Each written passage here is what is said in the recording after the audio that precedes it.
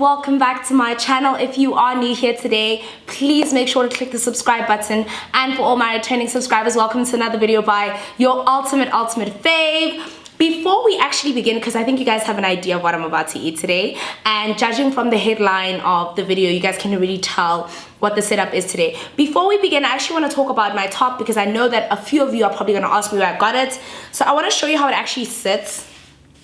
Like, this is actually how the corset sits, and if anyone wants to know details about where I got this corset, I got it from the White Hub. Thank you so much to the White Hub for actually sending me these beautifully crafted garments. Like, you know what, guys, I even said to you guys the last time that I am so skeptical of shopping on Instagram boutiques that I've actually found one boutique that caters to my body type. It's the craziest thing. But anyway, if any of you guys want to get this, it's from the White Hub. I think it's actually a limited edition corset. I don't know if they're going to restock it, so make sure you get your hands on it really quickly. And if anyone wants to know what size I'm wearing the size small. But for today's video, I'm actually going to put it like this because I feel like I'm going to have difficulty grabbing my food. So I actually just want it like this, and because you know what, being a baddie. Guys, no, I'm kidding. But anyway, guys, we are back today with another story time. I know that every time I do mukbangs, I've been doing confession sessions, but I've decided to take a bit of a break from that and just kind of focus on giving you guys the content that you guys love for Vlogmas. And today I decided to tell a story that, you know what, honestly, deadass, I thought I wasn't gonna tell. I thought I wasn't gonna tell the story because seemingly of late, some of you guys are sending my videos to my dad, you're sending my videos to my family members, you're making me memes in WhatsApp group chats. Guys, I've got a strict family. Like, how many times have I asked you guys, please, let's leave the things for the children. I thought it's probably best that I tell the story because it's actually really funny. It's about when I actually stole my own car. I know that the title on its own sounds so weird because how do you steal your own car? But I'm gonna get into it. Before I kind of tell you guys what I'm having, I'm gonna be having a brutal today because I felt like having brutal. And jizz. No, you know what, guys? No, brutal got this right, eh? Brutal got this right. I really want to try their new range, actually. I've heard a lot of good things about that strawberry spritzer and all that stuff, so I'm really looking forward to their new range. But I'm gonna be having a seafood boil today. Actually, shockingly enough, I just wanted mussels and prawns because I really didn't feel like having anything else. And I wanted cheese dogs. Well, I wanted a cheese dog. There's another one, but I don't know if I'm going to be able to finish that and the food.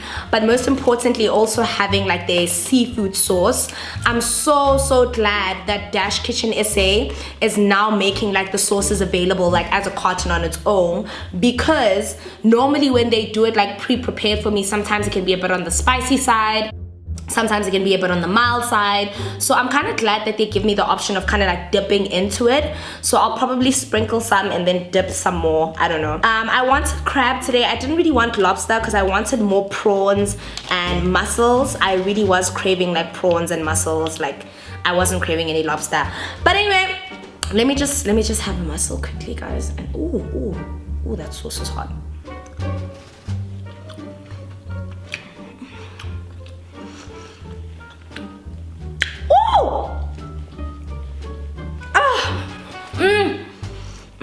The sauce is like perfect. I'm gonna sprinkle this actually all over my seafood boil.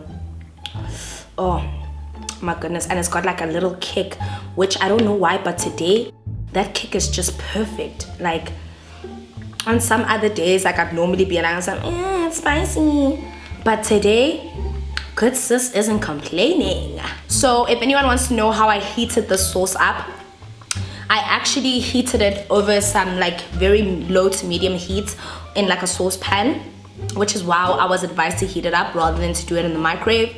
And my cheese dog, I obviously put it in the oven alongside the seafood boil. Without babbling too much, let me just get into the story and actually what happened and how I ended up stealing my own car. Wow, I really hope my dad doesn't see this. But anyway, this actually happened just after I matriculated.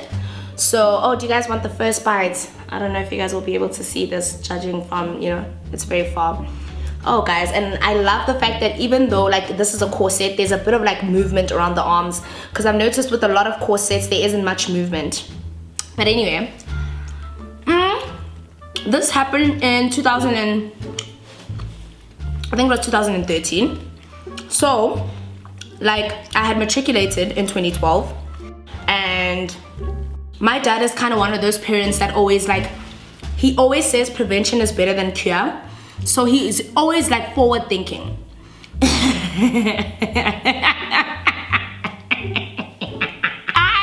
is all his fault. Technically speaking, it's his fault that I stole my own car. But anyway, I matriculated and I actually got really good marks. I ended up being top student in my grade. So my dad obviously wanted to buy me a car to go to university, because my dad didn't want me staying at res. He was like, there is no way. So I obviously commuted to and from school, right?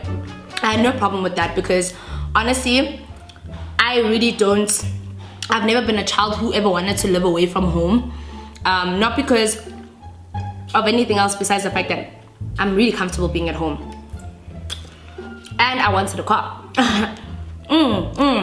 And you know what? As much as it's the option of staying at school versus having a car, and if you went to Monash, hey! Kids from Monash stayed at school, had cars, drove their parents' Bentleys, drove their parents' Maseratis. People at Monash were living upper echelon lives. But we ain't there yet. We're back to the story. So, you know, normally the normal option is that your parents will give you the option of either going to res or having a car. I didn't get that option, period. My dad was just like, yeah, you're getting a car, go get your license, of which I'll always be like eternally grateful to him for that, because having a license has obviously been the best thing, especially when it comes to finding work, because you realize nowadays that job applications want you if you have a license. And it's like, hibo, what happens if my circumstances don't allow? I'm off ramping, I'm derailing. But anyway, back to the story. So my dad was like, okay, cool, we need to get you a car, because I lived all the way in the southeast. So the south side is obviously like Meestal, Alberton side was all the way in the southeast, and my school was in the West Rand by Rodiport side, Remsig side. Okay, so it was the whole typical understanding. Like if you lived at my house, you knew, like my sister got a car, I got a car, and it had nothing to do with the fact that, you know, like you could get a car. It was just like my dad would have never ever agreed to the idea of me staying at school, and he knew that my school is so far and my classes are at odd hours that at some point or the other I would need transport to get to school. Okay, so the first thing we did in 2013, because that's obviously when I would think I was doing my first year in 2013, he was like, okay, cool, first things first, you need to go book your license. Now there is this guy we go to for our license. Obviously it's like a license school. And my dad, guys, my dad's loyalty is unmatched, eh? His loyalty is unmatched. If he says to you, go to this specific person, and this person only gets you a date in August, you have to wait until August. Like there's no Papa, come we go to Heidelberg so I can get a date in February. No. I was like, hey, listen here, we are gonna go do your licensing thing with, for story's sake, I'll call this man Jabu. Ntate Jabu. My dad was like, you're gonna go do your license with Ntate Jabu, because honestly, that man was brilliant, is brilliant when it comes to teaching you how to drive. Yeah, that man is brilliant. Okay, fine, I go to Ntate Jabu, and my dad's like, okay, go to Ntate Jabu on the specific day. He will be waiting for you, and you are going to go and book a date for your license. In the midst of that, this is January now, guys. Now, in the midst of that, your fave's dad decides, man, it's time to buy Naledi a car. It's really time to get it out the way. My dad has always been that parent. He doesn't wait until the last minute. He gets things done now, here, then, now. It must be done. Whether it needs to be done for July. In the midst of me going to get a date, Your fave's dad decides to get a car for your fave.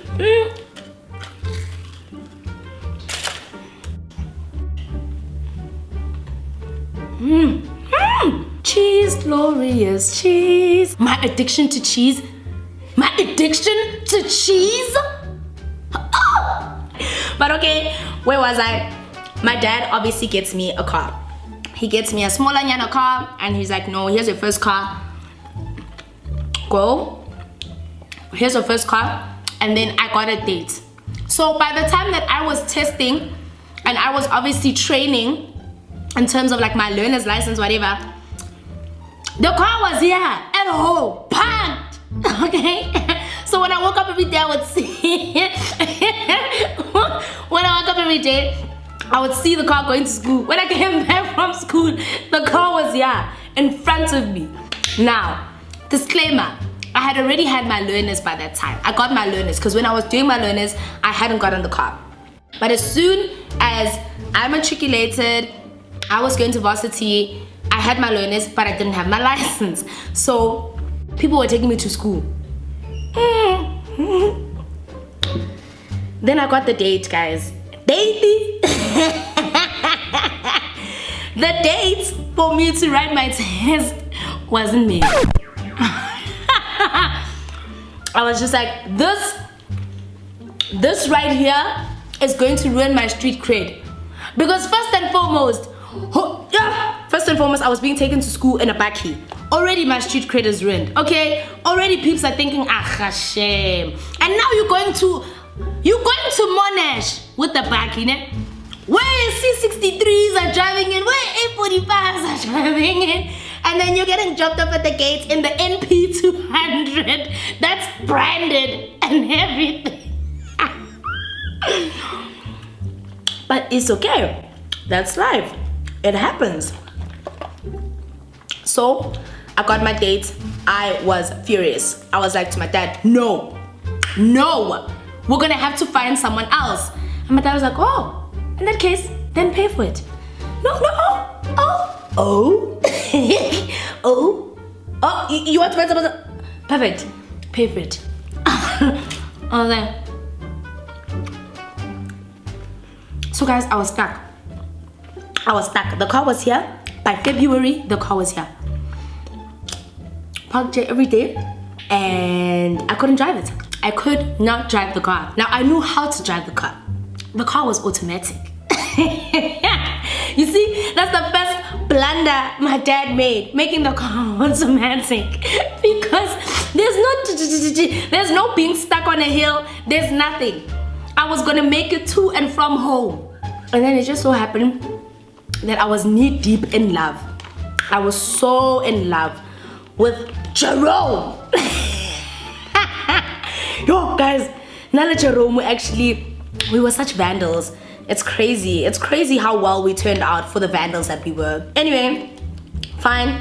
The car was here every day. I would look at it, and then my dad would go to work every day. And then some days I wouldn't have class. So some days I'd be home. I wouldn't go to school.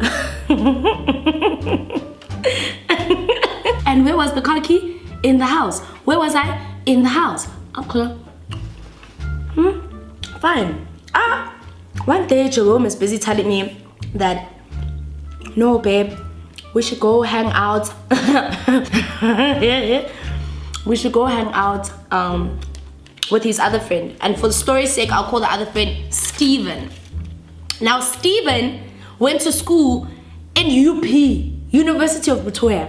That's where Steven went to school in UP, so he stayed in Hatfield, I think, or Arcadia. Jerome was stealing his mom's car, obviously going to go visit Steven in UP. And I knew Steven because we're all from the East Rand. So guys, they would go spend the day together. No, not just together, but with like all our other friends. There was this other friend of ours. I'm gonna say his real name. Well, his nickname, Duck Season. It was Steven, it was Jerome, it was Duck Season. I don't know why I'm telling you guys Duck Season's real nickname, but it was Duck Season.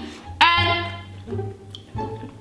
The girls, the boys were inside. One day, he texts me. He's like, no, babe, I'm gonna go to Steven's house and I'm probably gonna sleep there.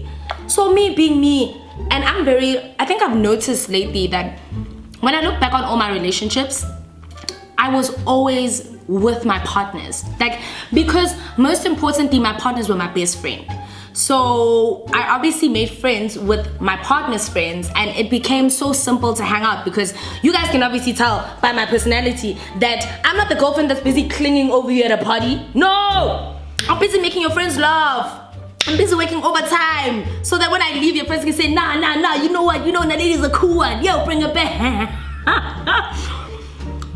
But anyway, he says he's going to Steven's place, and if I want to come, I can pull through.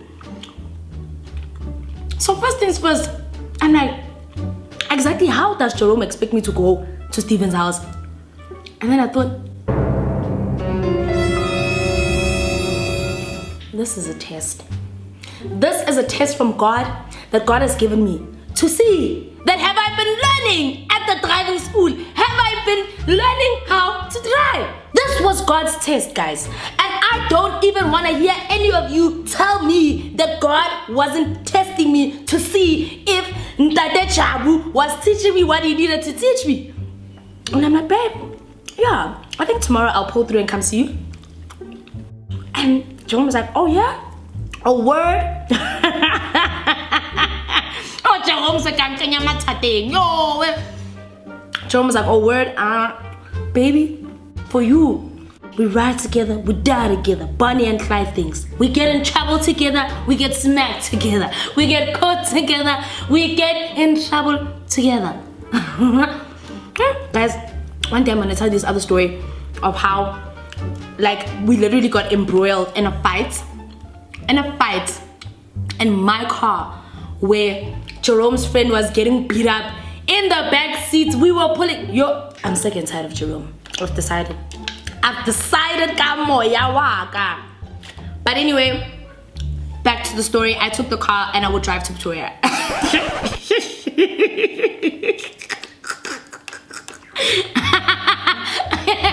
Guys, learner driver, me, Naledi, took the car and I would drive to Arcadia.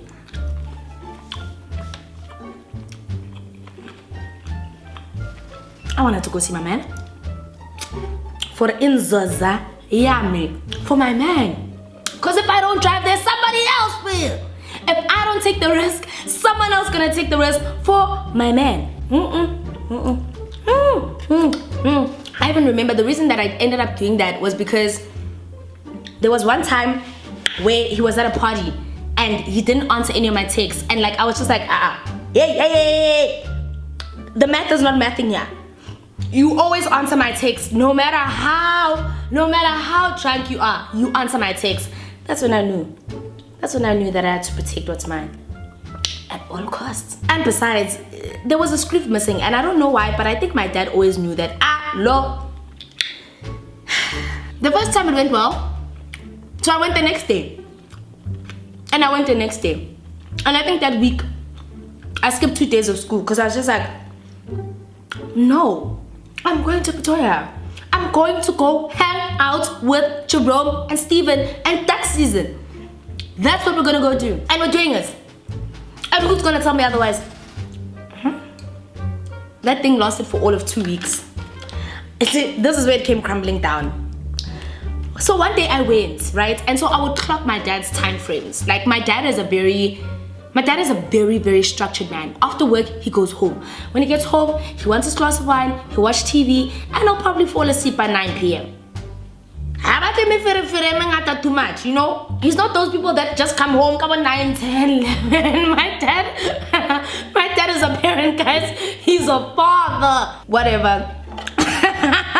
So I've timed my dad. I know that from his office to here is about a 15-17 minute drive at my dad's speed. And therefore, because my dad has a time frame between 3 and 4, by latest 5:05 my dad's in the house. And then even sometimes on his way back, he'll call me, like asking me if I want food and stuff, because it was me and my dad at the time. Just us. We were a team. We were a team. A horrible team though. A horrible, horrible team. So I knew that my teammates probably gonna come back about 4, 3, 4. So as long as I'm in the house by 2 to 3, I'm not gonna get caught. I'm gonna get out scot-free.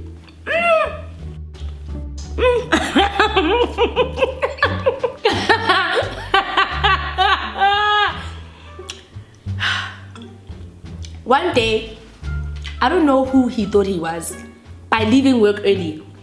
This is so unprofessional. This is unprofessional. He left work early. My dad left work early. I don't know for what reason. I don't know what meeting he went to. I don't know who he thought he was. I don't know who you think you are. This is, you know, parents and just doing things all willy-nilly without informing us is the reason we are in situations like this. Parents need to do better. It's the disgust for me, personally. He came back from work one day, and he came back early. And I'm driving back from Pretoria. Now, I've been going to Pretoria maybe 4 or 5 times now. It's probably like my 5th time there. I'm driving back, and it's like past 2, guys. Past 2 going on 3, and I even remember because when I checked the time, past 2, I was passing Samrand. You see where Samrand is? In Midrand side. Just before you get to Allendale, just before you get caught up in the traffic, and just before you make it home by 3:30.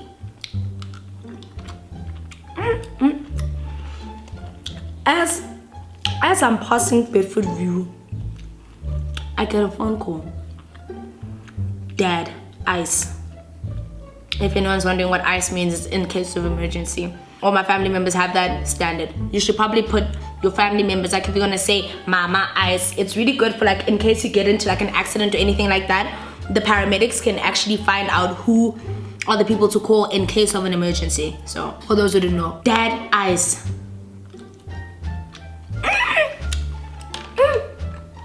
My body goes cold. Now my dad just likes to randomly call, right? Just to call to check up. Like my dad is a very active parent. But the problem is I'm in the car and he's understanding I'm home. So what does the good sis do? Picks up the speed and she's like, ignore that call. Luckily I make it to Albertson side in like about, from Bedford View I make it to South side in about like 7-8 minutes. I'm like, right. He calls again. I'm like, fuck. If I don't answer this now, I'm screwed. My dad doesn't like it. If he calls you the first time, he'll understand, maybe on the phone. But if he calls you the second time and you don't pick up, you're in trouble. So the second time I pick up, now I'm in Albertson. So now my first thing is to say, okay, fine. I'm gonna go straight to McDonald's, buy a Big Mac meal so I can lie and say I came back from McDonald's. I'm like, hello? He's like, guys, you know what, guys? My mom was a shouter. She used to shout. She used to swear. My dad just, and that sends shivers down your spine, because that man is basically telling you, like, I don't want none of that tomfoolery in my house. So he's like, Naledi. I'm like, ba? He's like, oh, okay. I'm like, ba?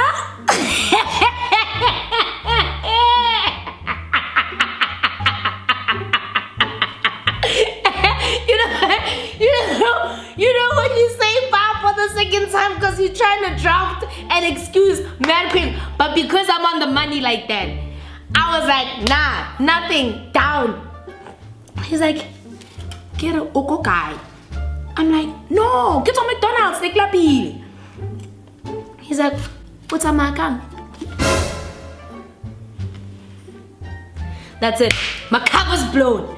He is home. He drove into the garage and he noticed one car's missing here.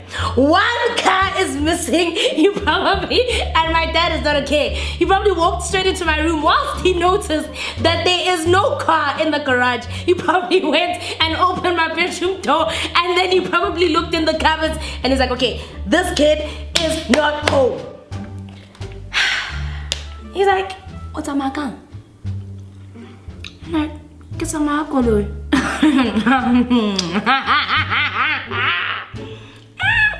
the next thing he said was, "Khutla hae honat." And then he hung up. He didn't even wait for me to say, okay, no, Papa, he's like, "Khutla hae honat." I'm like, I'm going to get my second slap of the day. My second slap from my dad. It's coming, it's on the way. He is going to choke slam me this time. Because I took the car, no license, just living life like it's golden. And he's like, with whose car? I get home, guys. He's waiting outside like this. He even timed me to make sure I'm coming back from McDonald's, because he's like, McDonald's is 2 minutes away from the house. It's 2 robots away from the house. So if you are from McDonald's, you should rock up here in the next 5 minutes. He's standing outside like this, garage open and everything.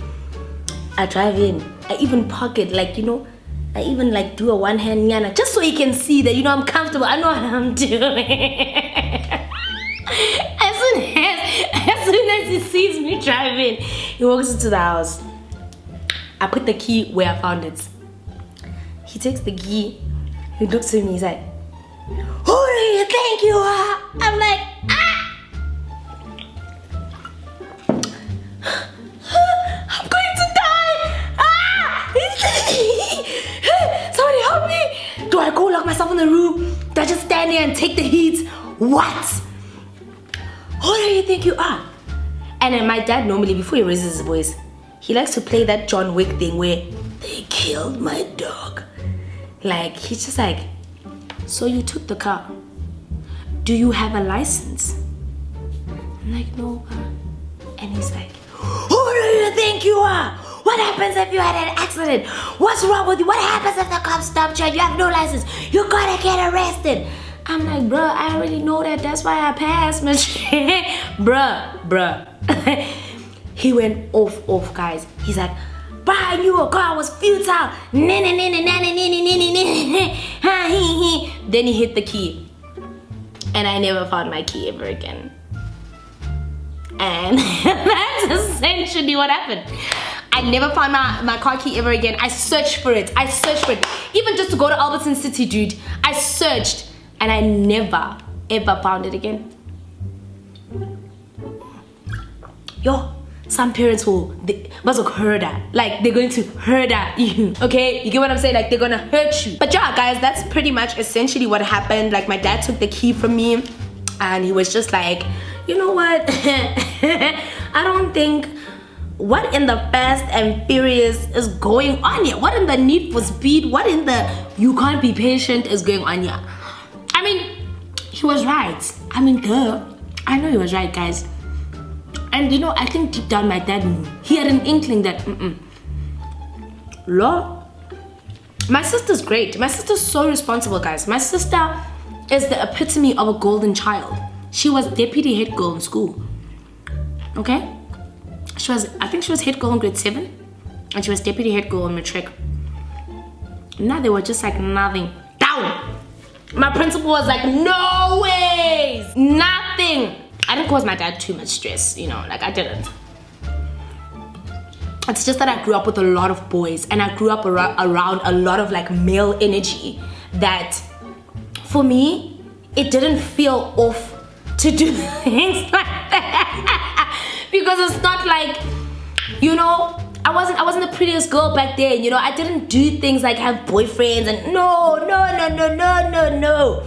So I had to do other things, like, you know, stunt bikes, stealing cars, yeah. Seems like stealing cars is my DNA, man. But anyway, yeah, guys, that is it. That is the end of the story time. Please let me know if you enjoyed the story. Comment down below. But until then, I will see you guys in my next Vlogmas. I love you guys so much and goodbye.